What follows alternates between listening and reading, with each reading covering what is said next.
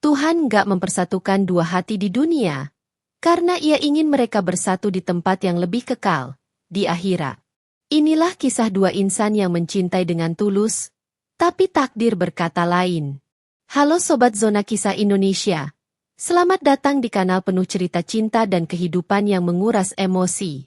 Jangan lupa klik tombol subscribe, nyalain loncengnya, dan bantu channel ini terus berkembang biar makin banyak kisah menyentuh hati yang bisa kita bagikan bareng-bareng. Namanya Raka, seorang lelaki berusia 30-an, berwajah teduh dengan senyum sederhana yang seolah bisa menenangkan siapapun yang melihatnya. Ia adalah guru honorer di sebuah sekolah dasar di pinggiran kota kecil. Setiap pagi, sebelum matahari benar-benar naik, Raka sudah berjalan kaki melewati jalan tanah yang basah oleh embun, dengan tas lusuh di punggungnya dan setumpuk buku pelajaran di tangan. Gajinya tak seberapa, tapi hatinya selalu penuh, karena mengajar bagi Raka bukan tentang uang, tapi tentang makna.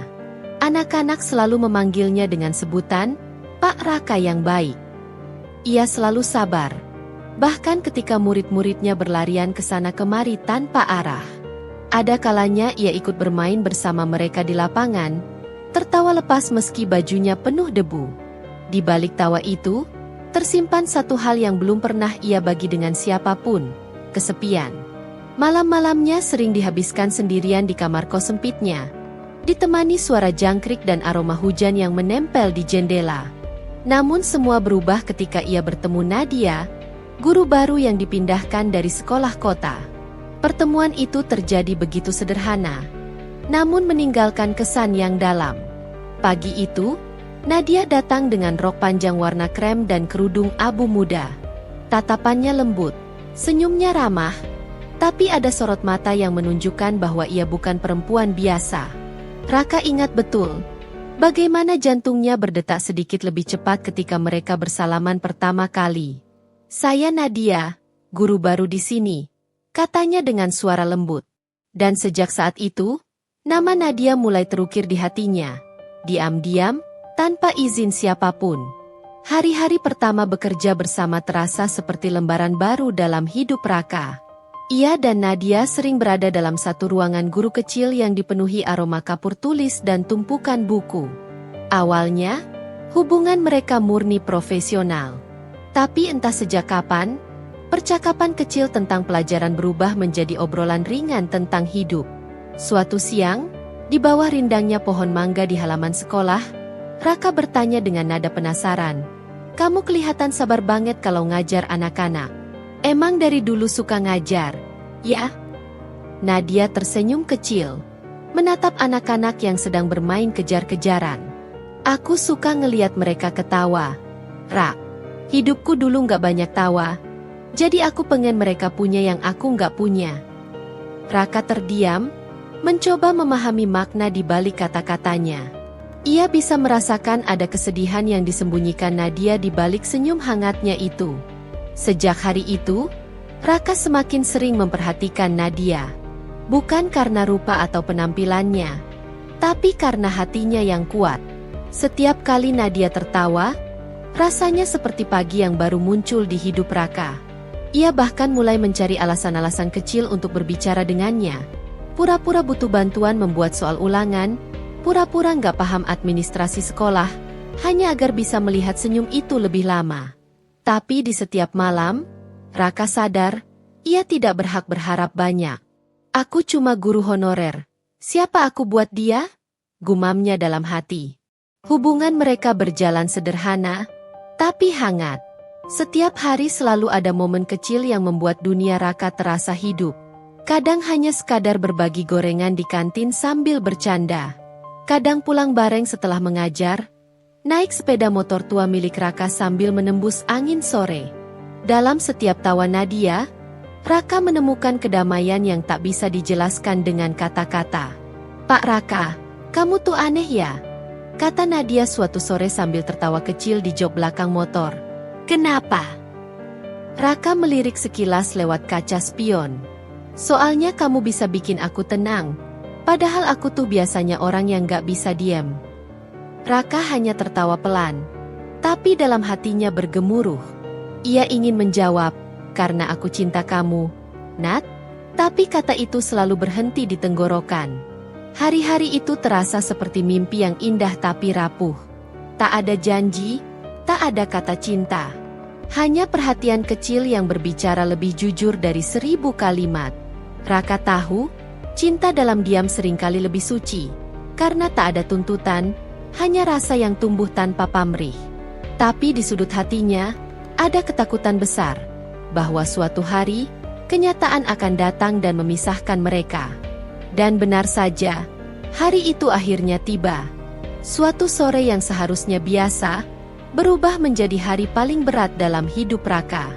Nadia datang ke ruang guru dengan wajah pucat dan mata sembab. Langkahnya pelan, seolah setiap langkah membawa beban yang tak terlihat. "Nadia, kamu kenapa? Sakit?" tanya Raka panik sambil berdiri dari kursinya. Nadia menggeleng pelan, duduk di kursi seberang, lalu menatap Raka dengan mata berkaca-kaca. "Raka, aku dijodohin." Hening. Dunia seolah berhenti berputar sesaat. Raka terdiam lama, menatap wajah yang kini tak bisa ia miliki. "Kamu mau?" tanyanya dengan suara serak. Nadia menggigit bibirnya, menunduk dalam. "Aku nggak punya pilihan, Rak. Orang tua aku udah mutusin semuanya." Katanya ini demi masa depan keluarga. Raka mengepalkan tangannya di bawah meja.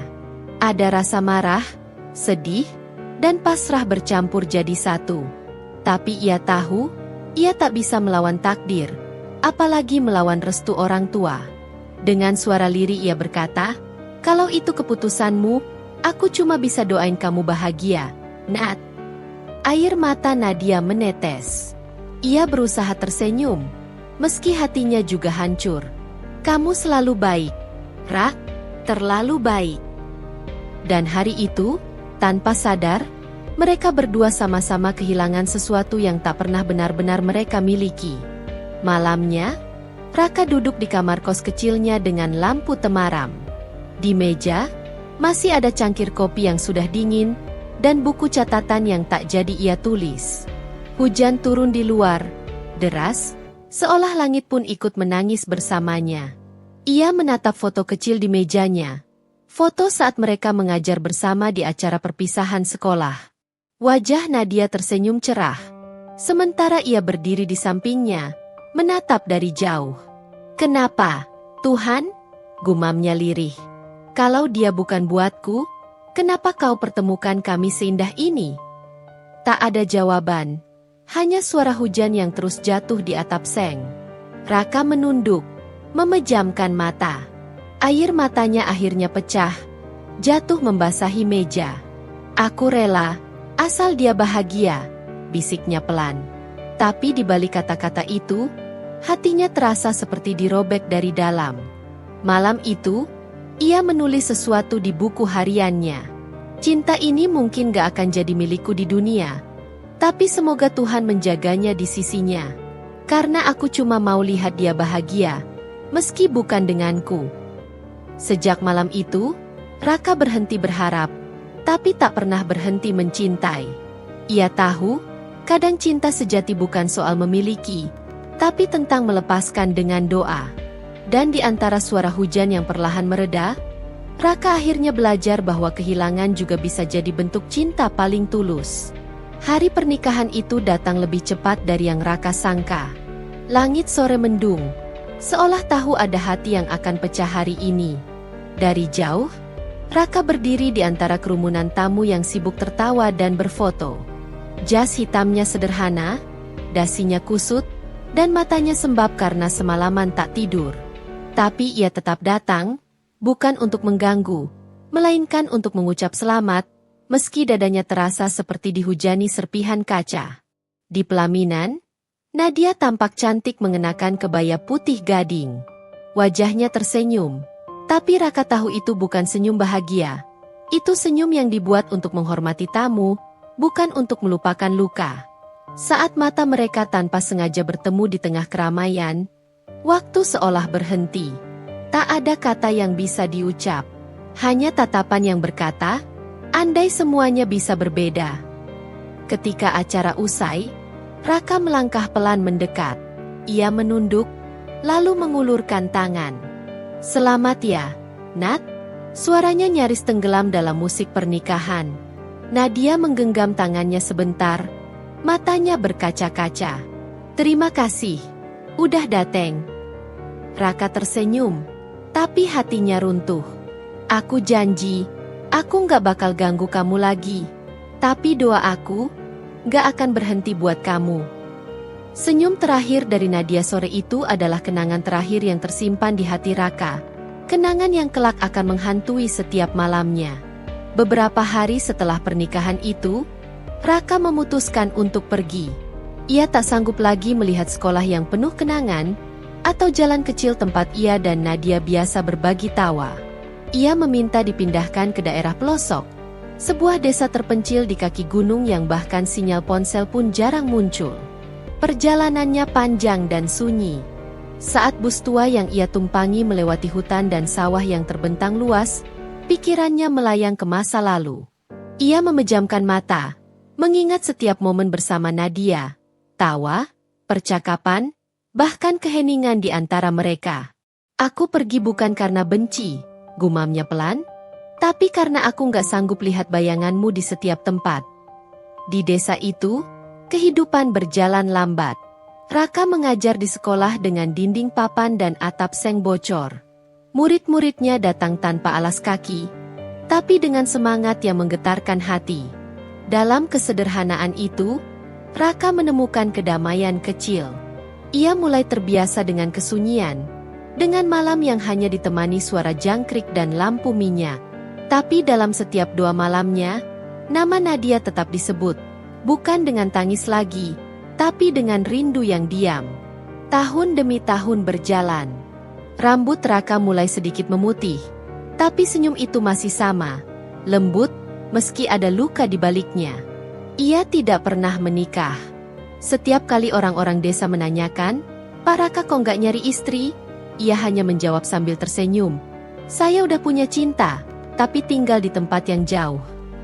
Orang-orang tertawa, mengira itu gurauan, padahal hanya Raka yang tahu seberapa dalam maknanya. Setiap malam Jumat, ia selalu berdoa. Kadang setelah salat Isya, ia duduk di serambi rumah kecilnya, menatap langit penuh bintang. "Tuhan, kalau dia bahagia, aku ikut bahagia. Tapi kalau dia sedih, tolong jagain dia ya," katanya lirih.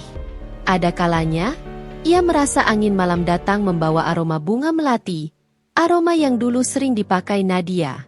Raka menutup mata, dan senyum kecil muncul di bibirnya. "Kamu masih ingat aku, ya?" katanya pelan, seolah bicara dengan angin. Ia belajar menerima bahwa beberapa cinta memang ditakdirkan hanya untuk menjadi doa, bukan cerita yang selesai dengan bersama. Tapi meski begitu, cinta itu tak pernah padam. Ia hidup di setiap helaan napas, tumbuh di antara luka, dan menjadi alasan Raka tetap tersenyum setiap pagi. Suatu sore, ketika Raka baru selesai mengajar, ia menerima pesan dari nomor yang sudah lama tidak aktif. Pesan itu singkat, "Raka, ini aku, Nadia. Aku sakit. Aku pengen ketemu kamu." Darah Raka seperti berhenti mengalir sesaat. Tangannya gemetar memegang ponsel. "Nadia," gumamnya, seolah nama itu baru saja membangunkan semua kenangan yang telah lama ia kubur. Ia segera menelpon nomor itu, tapi tak ada jawaban. Hanya suara operator. Tanpa berpikir panjang, ia langsung berkemas malam itu juga. Perjalanan menuju kota memakan waktu berjam-jam. Di dalam bus, Raka menatap jendela dengan mata kosong. Hujan turun deras, menghapus bayangan lampu jalan yang memantul di kaca. Dalam hati, ia berdoa terus-menerus. "Ya Allah, tolong, kasih aku kesempatan buat ketemu dia, meski cuma sekali." Ia tiba di rumah sakit menjelang dini hari, dengan napas terengah dan mata lelah. Di depan ruang rawat, seorang wanita paruh baya menghampirinya. "Kamu Raka?" tanya wanita itu dengan mata merah. "Iya, Bu. Saya Raka, teman Nadia."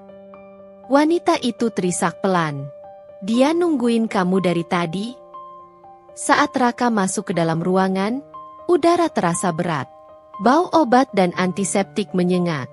Di atas ranjang, Nadia terbaring lemah, wajahnya pucat, bibirnya kering. Tapi ketika matanya terbuka dan melihat Raka berdiri di sana, senyum kecil muncul di wajahnya. Kamu datang juga, ya? Suaranya lirih. Hampir tak terdengar. Raka berjalan pelan mendekat, duduk di sampingnya, dan menggenggam tangan yang dingin itu. Aku harusnya datang dari dulu. Nat, maaf aku pergi jauh. Nadia menggeleng lemah. Enggak, Rak, kamu enggak salah. Aku yang salah. Aku pikir aku bisa bahagia tanpamu, tapi ternyata aku enggak pernah benar-benar bisa. Air mata Raka menetes, jatuh di tangan Nadia. Jangan ngomong gitu. Kamu harus sembuh. Kamu masih bisa bahagia. Nadia tersenyum samar. Bahagia itu udah aku dapat sekarang. Karena kamu di sini. Sunyi memenuhi ruangan itu. Hanya suara mesin monitor detak jantung yang terus berdetak pelan. Raka menatap wajah Nadia dalam-dalam, mencoba menghafalkan setiap detailnya. Mata, senyum, bahkan sisa napasnya. Nat. Aku sayang kamu. Dari dulu. Sampai sekarang. Nadia menatapnya lembut, lalu berbisik. Aku juga, Rak. Cuma kamu yang aku cinta. Detik itu, Raka merasa seluruh dunia berhenti. Tapi ia juga tahu, saat-saat mereka tak akan lama lagi. Nadia menggenggam tangannya lebih erat, lalu berbisik lirih. Kalau aku nggak bisa sama kamu di dunia, semoga kita bisa bareng di surga, ya. Dan beberapa detik setelah kata itu keluar, monitor detak jantung tiba-tiba berubah menjadi garis lurus. Nadia, Nat. Raka berteriak panik, mengguncang tubuh yang kini mulai dingin. Tapi perempuan itu telah pergi, meninggalkan dunia, meninggalkan luka yang tak akan pernah sembuh. Raka menunduk, mencium tangan yang tak lagi hangat. Kamu janji, Nat, kalau nanti waktuku habis, tunggu aku di sana. Di luar, hujan kembali turun. Seolah langit pun ikut menangisi cinta yang akhirnya kalah oleh waktu, tapi menang di keabadian. Tangis Raka pecah tanpa bisa ia tahan. Ia memeluk tubuh Nadia yang kini dingin. Suaranya serak karena menahan isak. Nadia, jangan pergi dulu, aku baru sempat bilang semuanya. Suaranya pecah di antara tangis dan hujan yang masih terdengar di luar jendela rumah sakit. Perawat datang berlari, dokter pun mencoba menyelamatkan. Tapi semuanya terlambat. Dunia Raka runtuh, seolah langit jatuh tepat di atas kepalanya. Ia menggenggam tangan Nadia erat. Seakan masih bisa mengembalikan kehidupan dengan kehangatan yang dulu pernah mereka bagi. Tapi tangan itu tetap diam, tak lagi menggenggam balik. Raka memejamkan mata, suaranya bergetar. Kamu janjikan kita bakal bareng di surga, jadi aku gak akan nyerah. Aku bakal nyusul. Nat, tapi biar aku selesain dulu apa yang harus aku lakuin di sini. Di tengah tangis, ia masih sempat tersenyum pahit. Dalam kepedihan, ada rasa tenang yang aneh. Seolah cinta mereka kini sudah melewati batas dunia. Dokter menepuk bahunya pelan. Maafkan kami, Pak Raka. Tapi Raka hanya menggeleng pelan. Tidak, Dok. Dia nggak pergi. Dia cuma pulang lebih dulu. Kalimat itu membuat seluruh ruangan seolah membeku. Dan di luar sana, petir menyambar. Seakan langit ikut memberi hormat pada cinta yang kalah oleh waktu, tapi menang dalam ketulusan. Hari pemakaman tiba. Langit mendung, dan angin berembus pelan membawa aroma tanah basah. Raka berdiri di samping liang lahat, memandangi tubuh Nadia yang perlahan diturunkan ke dalam tanah. Jemarinya gemetar, tapi ia berusaha kuat. Selamat jalan, Nat, aku nggak akan nangis lagi. Karena aku tahu, kamu udah nggak ngerasa sakit sekarang. Ketika tanah mulai menimbun peti, Raka menatapnya tanpa berkedip. Setiap sekop tanah yang jatuh terdengar seperti dentuman keras di dada. Air matanya menetes lagi. Kali ini bukan karena sedih, tapi karena lega. Ia tahu, perempuan itu kini sudah tenang, bebas dari rasa sakit, bebas dari air mata. Usai doa pemakaman, semua orang pergi. Tinggal Raka yang masih berdiri diam di depan nisan, dengan bunga putih di tangan. Kamu tahu, Nat, ucapnya pelan, aku nggak akan pernah nyari pengganti kamu. Karena cintaku cukup satu, dan itu kamu. Angin berembus lembut, menggoyangkan ujung kerudung yang menempel di pusara. Raka tersenyum samar. Kamu denger ya? Aku bakal dateng nanti. Tapi tunggu aku, jangan jalan jauh dulu. Langit sore itu berubah menjadi jingga, seperti memberi salam terakhir bagi dua hati yang masih saling terikat, meski satu di bumi, satu di langit. Hari-hari setelah itu terasa hampa. Raka kembali ke desa, tapi hatinya tertinggal di makam Nadia. Pagi-pagi ia tetap mengajar seperti biasa, tersenyum di depan murid-murid, seolah semuanya baik-baik saja.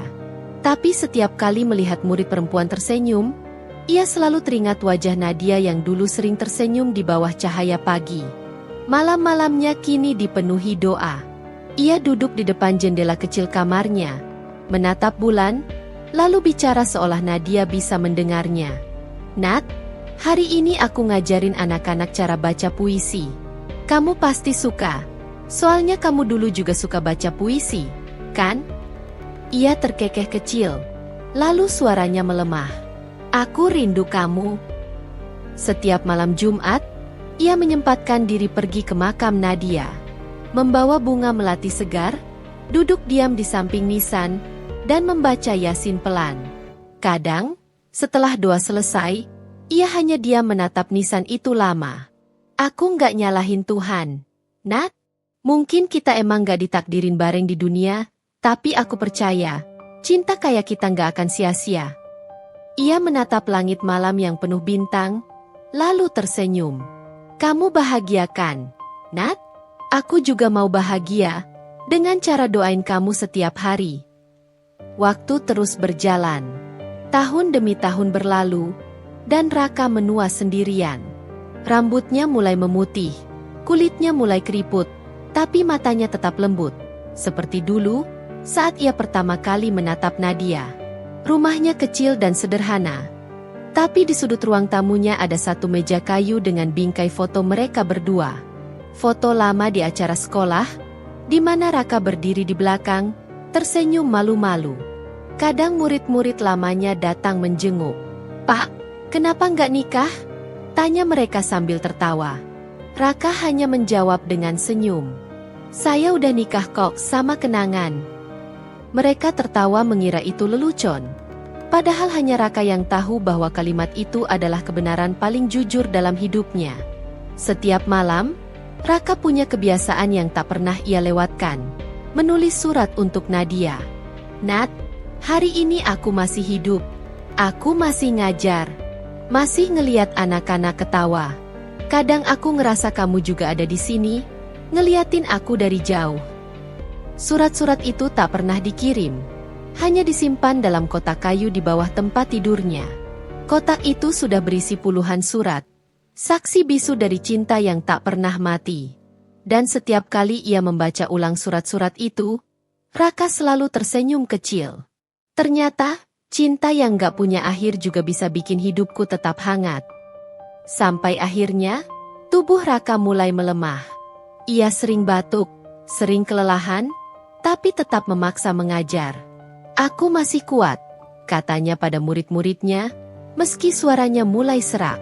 Suatu sore, ketika ia pulang mengajar, ia berhenti di pinggir jalan menatap langit senja. Warna jingga keemasan membuatnya teringat mata Nadia yang hangat. Cantik banget kayak matamu dulu, Nat, katanya lirih.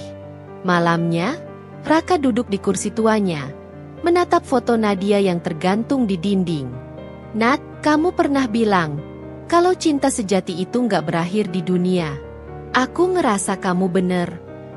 Ia menatap api lilin kecil yang menerangi ruangan. Aku nggak takut mati, Nat. Aku cuma takut kamu udah terlalu jauh di sana buat ingat aku. Air matanya jatuh pelan, tapi bibirnya tersenyum. Kalau nanti aku datang, aku mau kamu jemput aku. Ya, jangan biarin aku nyasar di antara bintang-bintang itu. Ucapnya sambil menatap langit malam. Dan malam itu, sebelum tidur, ia menulis surat terakhir di buku hariannya. Nat, aku udah siap kalau Tuhan manggil aku. Aku udah lakuin semua yang aku bisa. Sekarang aku cuma pengen ketemu kamu lagi. Bukan di mimpi, tapi di tempat yang abadi. Ia menutup buku itu dengan tenang, meniup lilin, dan berbisik pelan sebelum matanya terpejam. Selamat malam, Nat. Kalau besok aku nggak bangun, aku yakin aku bakal bangun di tempat yang ada kamu. Pagi itu, sinar matahari menembus celah jendela kamar Raka. Udara terasa lebih tenang dari biasanya. Tetangga yang biasa melihat Raka menyapu halaman heran karena rumah itu sepi. Tak ada suara batuknya, tak ada langkah pelan menuju musola kecil di depan rumah. Saat pintu diketuk, tak ada jawaban. Ketika akhirnya pintu dibuka, Raka ditemukan duduk di kursi kayunya. Senyum kecil masih tersisa di wajahnya. Di pangkuannya, ada surat terakhir.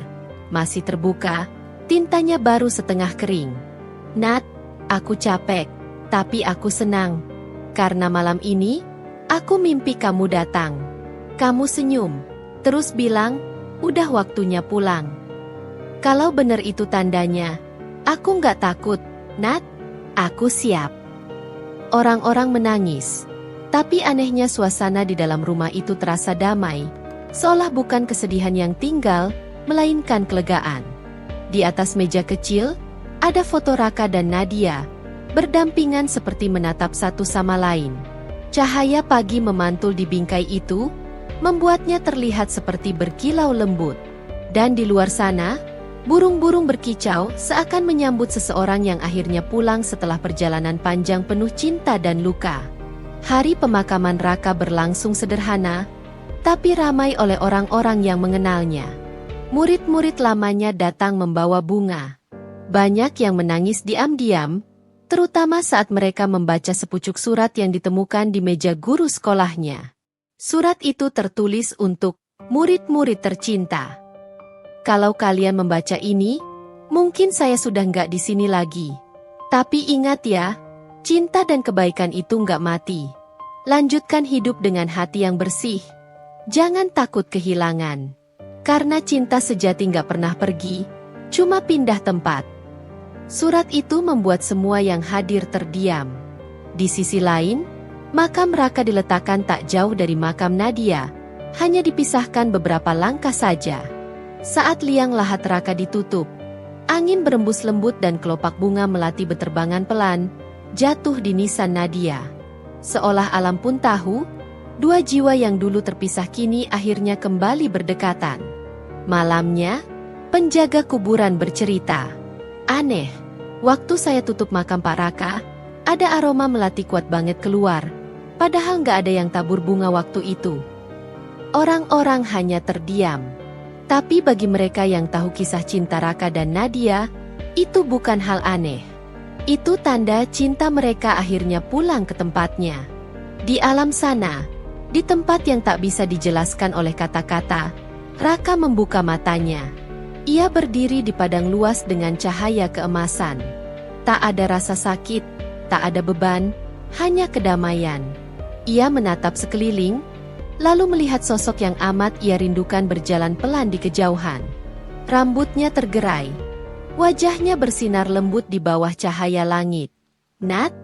Suaranya bergetar. Sosok itu tersenyum, langkahnya ringan mendekat. Raka? Jawabnya lembut. Tak ada air mata, hanya senyum yang penuh arti. Raka berlari, dan untuk pertama kalinya setelah sekian lama, ia memeluk Nadia tanpa rasa takut kehilangan.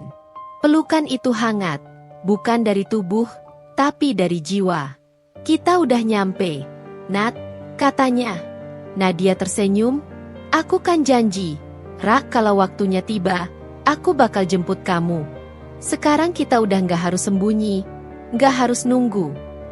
Mereka berjalan berdampingan di padang cahaya itu, dan di kejauhan, terdengar alunan suara lembut seperti nyanyian dari langit.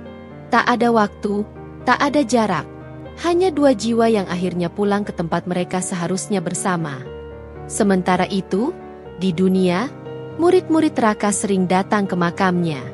Mereka membersihkan nisan, menaruh bunga, lalu membaca doa.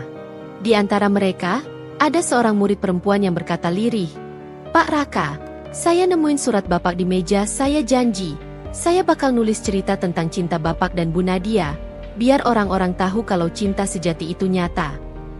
Dan benar saja, beberapa bulan kemudian, kisah mereka ditulis dalam bentuk buku kecil berjudul Cinta yang Gagal di Dunia, Tapi Bersatu di Akhirat. Buku itu viral di desa, lalu menyebar kemana-mana. Banyak orang menangis saat membaca akhir kisahnya. Mereka bilang, kisah itu bukan cuma tentang cinta manusia, tapi tentang kesetiaan, keikhlasan, dan keteguhan hati untuk mencintai tanpa pamrih. Nisan, Raka, dan Nadia kini berdiri berdampingan, ditumbuhi bunga melati liar yang mekar setiap musim hujan. Dan setiap kali bunga itu mekar, orang-orang percaya, itu tanda cinta mereka masih hidup, menembus batas antara dunia dan akhirat. Malam itu, bulan bersinar terang di atas dua nisan yang berdampingan. Angin malam berembus pelan, membawa aroma melati. Jika kau datang diam-diam dan berdiri di sana, kau akan merasakan sesuatu, ketenangan, seolah dua hati yang pernah hancur kini sedang tersenyum di tempat lain. Dan kalau kau cukup peka, kau akan mendengar bisikan lembut di antara desir angin. Terima kasih sudah percaya kalau cinta sejati itu ada. Di langit, dua bintang bersinar berdampingan.